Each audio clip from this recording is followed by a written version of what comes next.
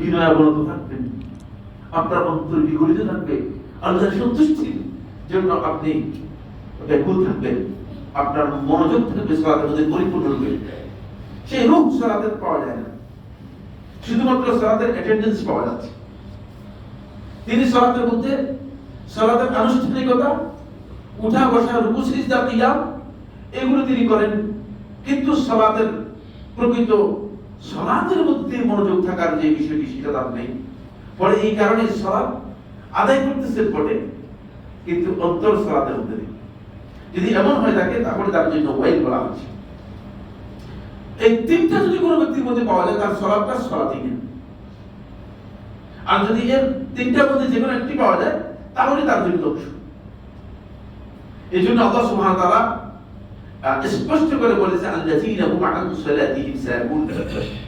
বন্ধুগণ, আসুন এই আয়াত থেকে আমাদের কাছে স্পষ্ট হচ্ছে একটি বিষয়, সেটা হলো এই সালাত আদায় করলেও হতে পারে যে আপনি সালাতের যে গ্রেড আছে, যে ফজিলত আছে, যে রিওয়ার্ড আল্লাহ সুবহানাহু ওয়া তাআলা দিবেন বলেছেন সেটা নাও পেতে পারেন, আল্লাহ তাআলার কাছে গ্রহণযোগ্য নাও হতে পারে।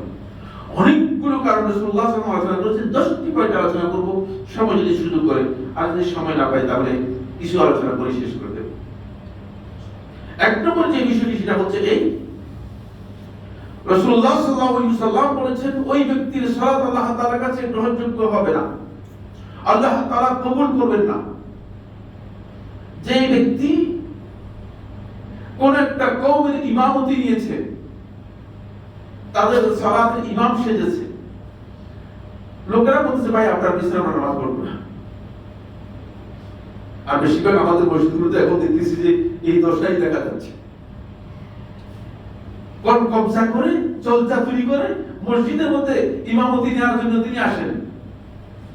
আল্লাহ আল্লাহ আল্লাহকে ভয় করা দরকার, এই সমস্ত লোকদের আল্লাহকে ভয় করা দরকার।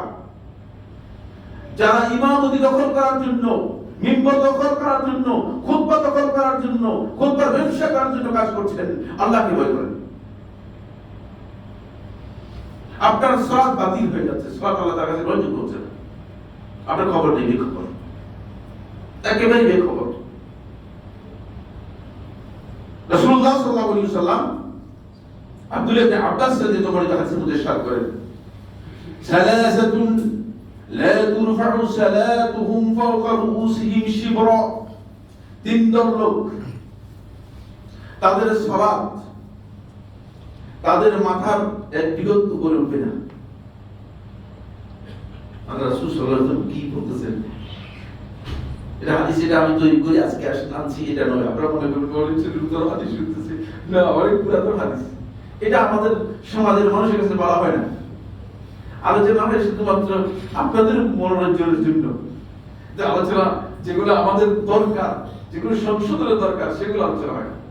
সালাসাতুন লা তুরফাউ সালাতুহুম, তিন দল লোক তাদের সালাত ফাওকা রুউসিহিম, তাদের মাথার এক বিগত করে দিয়ে যাবে না।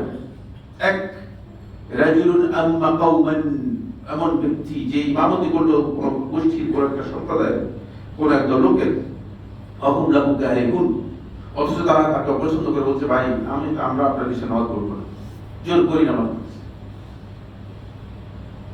এমন পর্যন্ত হয়েছে গুন্ডা ধরে নিয়ে এসেছে মসজিদের মধ্যে ইমামতি করার জন্য। ইয়া সুবহানাল্লাহ, ইসলাম কি বুঝতে না?